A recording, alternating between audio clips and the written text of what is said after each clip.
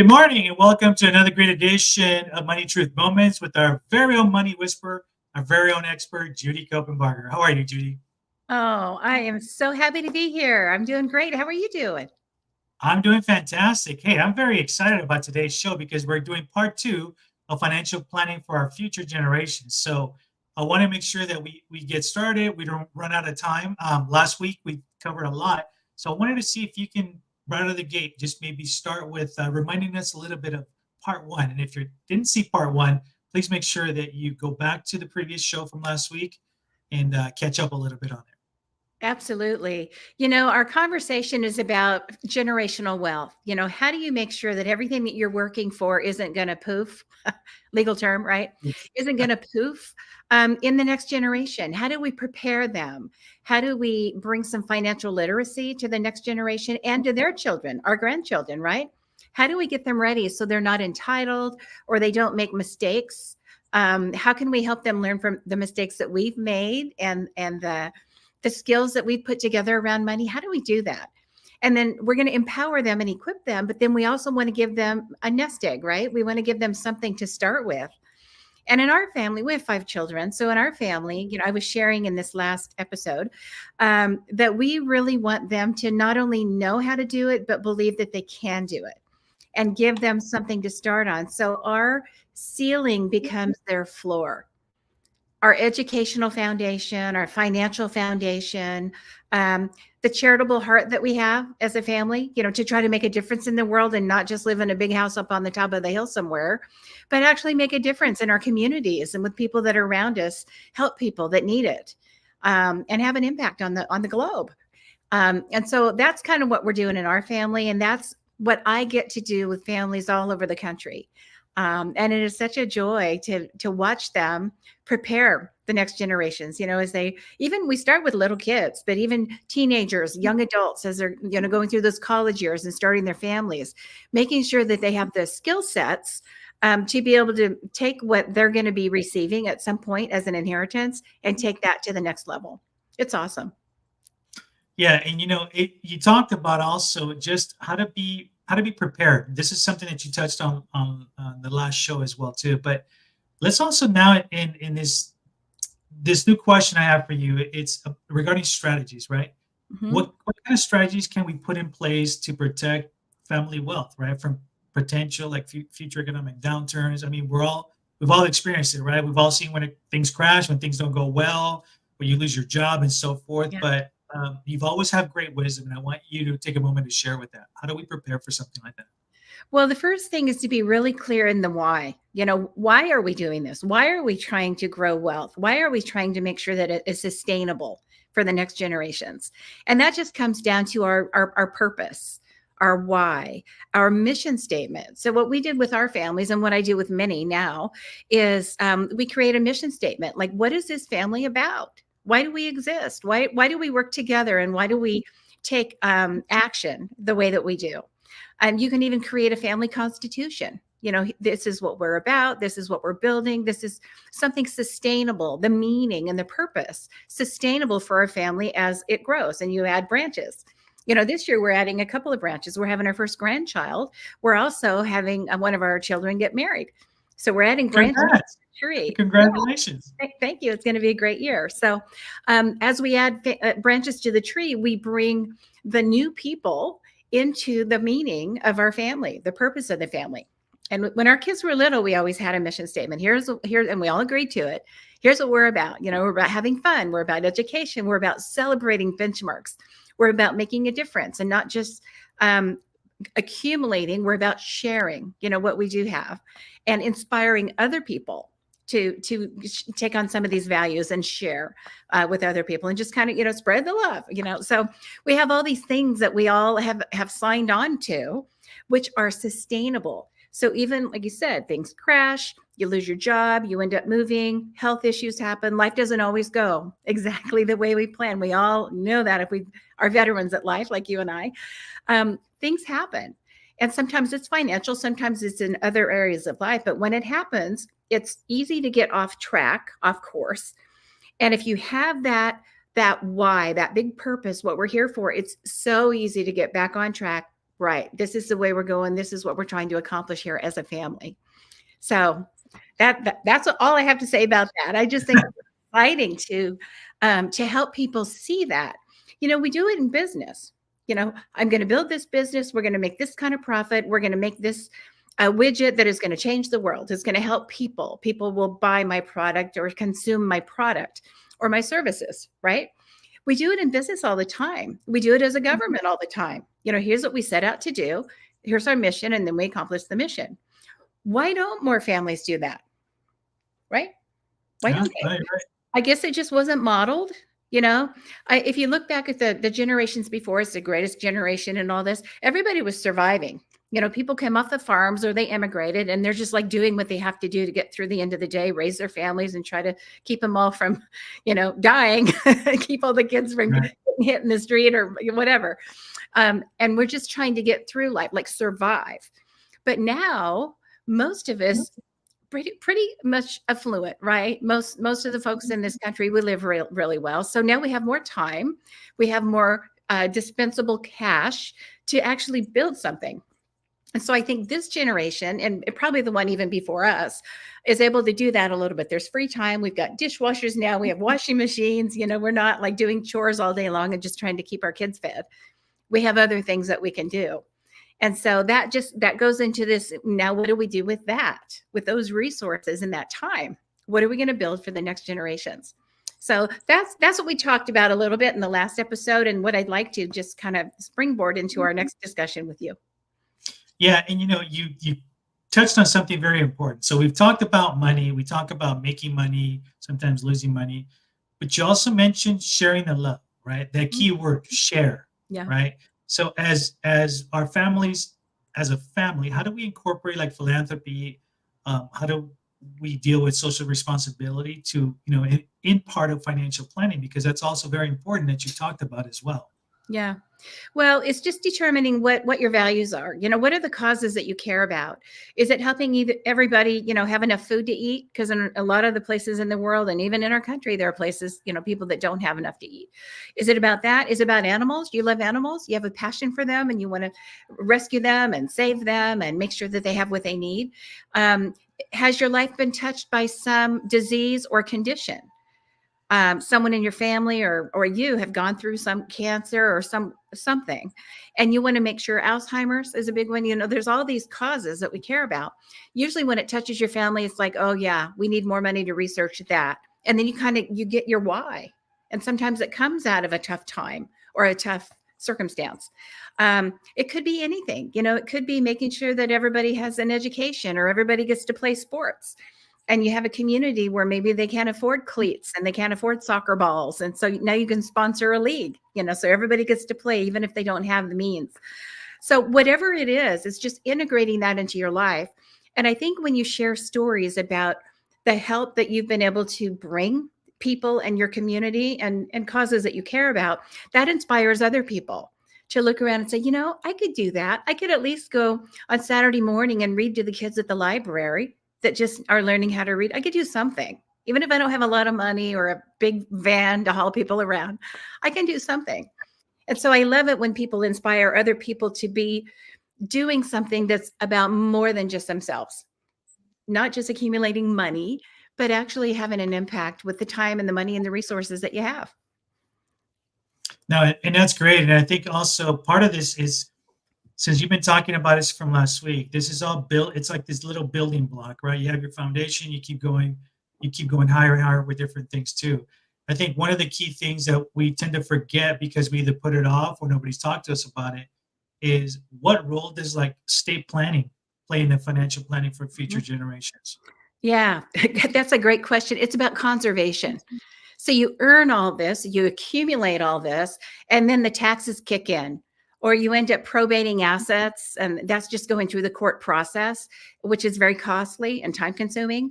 And so you end up, let's say you have $5 million to leave your kids, and now there's 4 because of the cost of the process. So a good estate plan will help you avoid taxes that you don't need to pay, make them optional, right?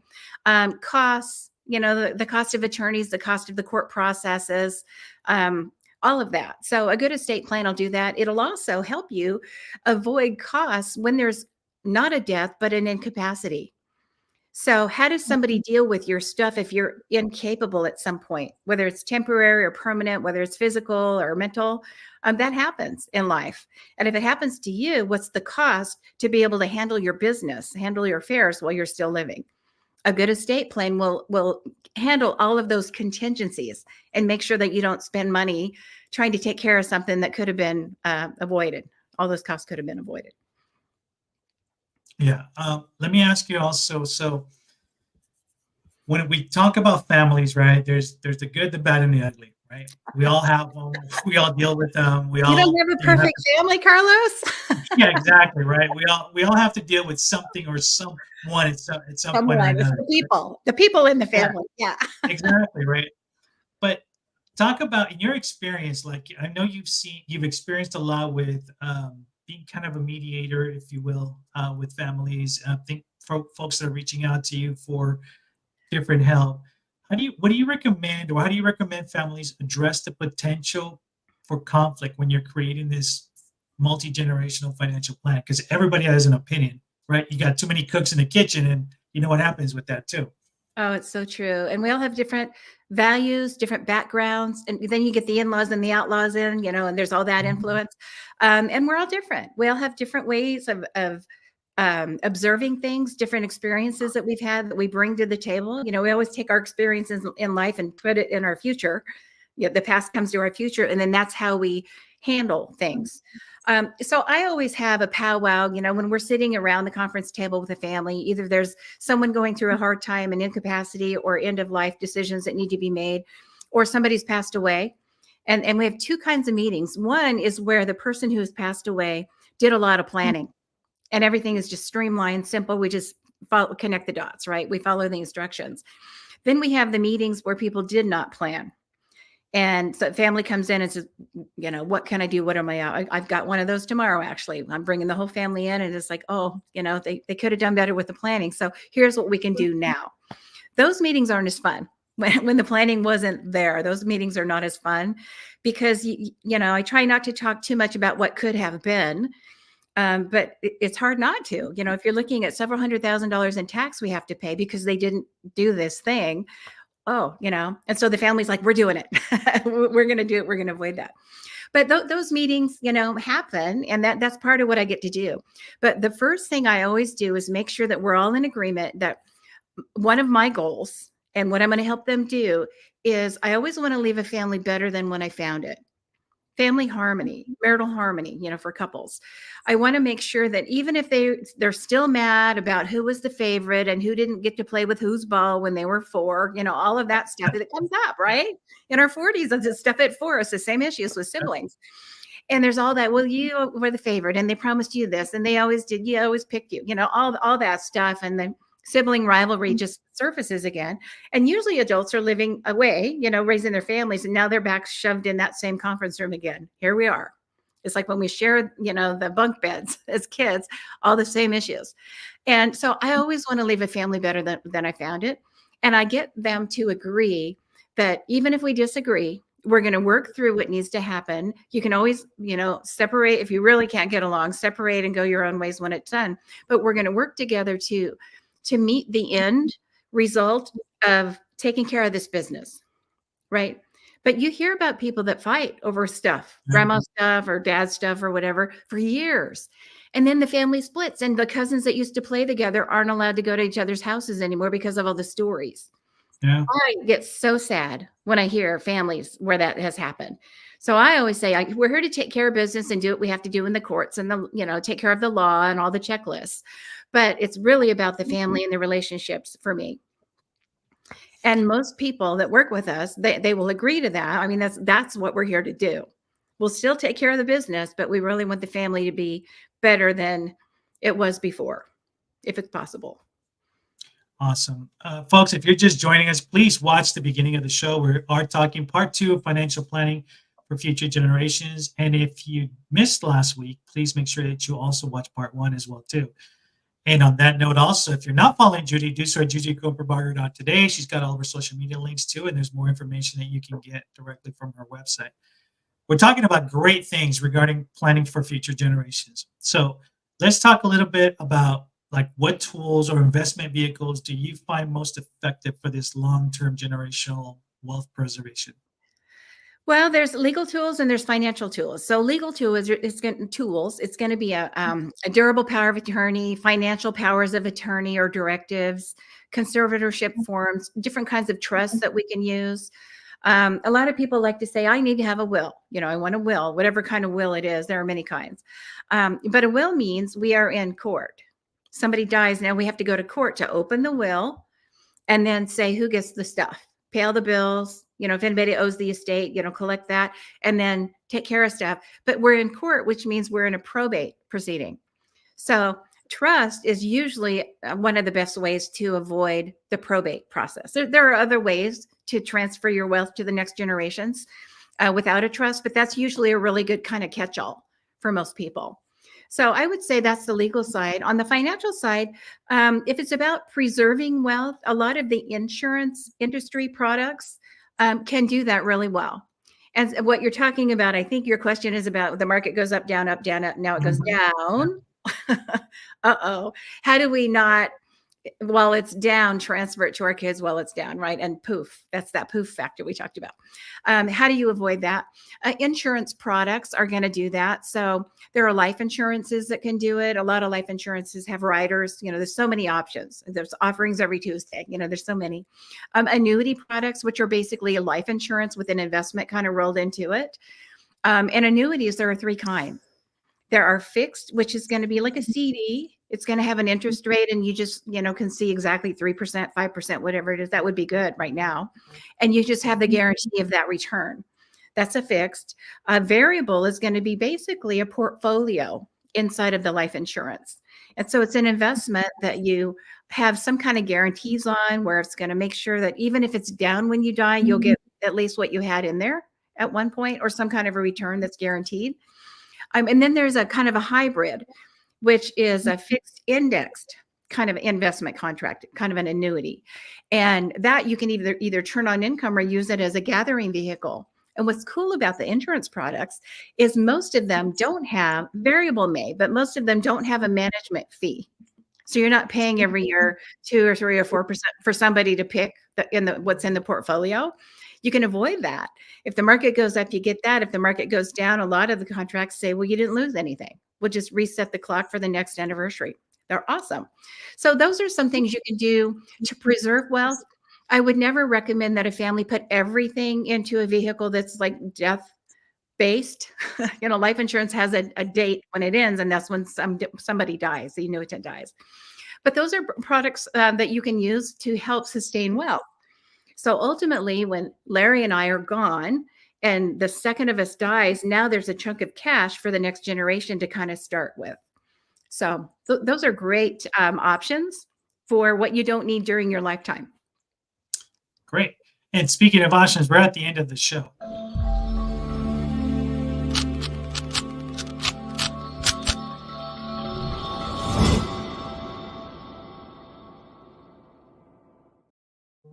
And of course, I can only mean one thing. It's our challenge time. So Challenge time. Here's your challenge.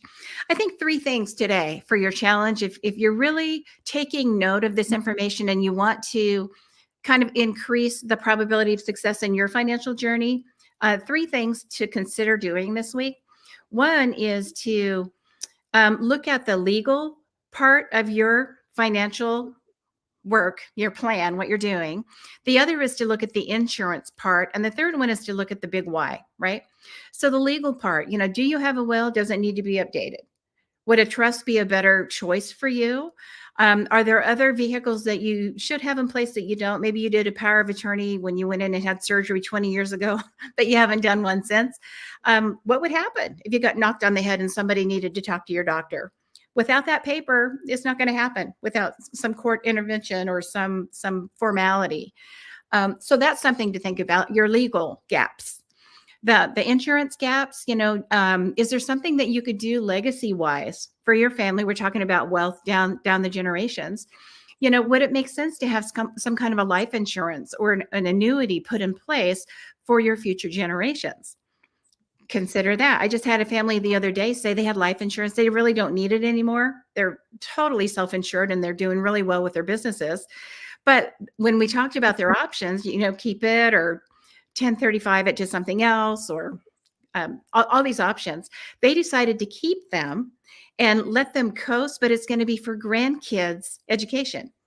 They don't need the death benefit and their kids are doing fine. But for that to be a legacy for the grandkids to go, grandma and grandpa really valued education. And for us to be able to take classes, maybe beyond college, and do other things. So that's what they're doing. So legal and insurance. The third one is probably the most important challenge that I have for you. And that is to really visit the purpose, the why for your family wealth. Because if the why is big enough, it'll happen. If it's not, it won't be sustainable. So, what is your mission statement for your family? What is all the wealth there for? What do you hope 50 years, 100 years from now, your legacy will be doing with all that cash? That's your challenge. Awesome. Folks, you heard the challenge. If you have any questions, please let us know. And we are at the end of the show. So if you're not following Judy, please do so at judycopenbarger.today. We are here every Tuesday morning at 8 a.m. You can always watch the replay on Thursdays at 8 p.m. as well, too. And as always, pleasure learning from you, Judy. Any last parting words? Make it a great week. You got this. All right. Until next week, you guys, make sure you tune in and share the stream as well, too. Thank you.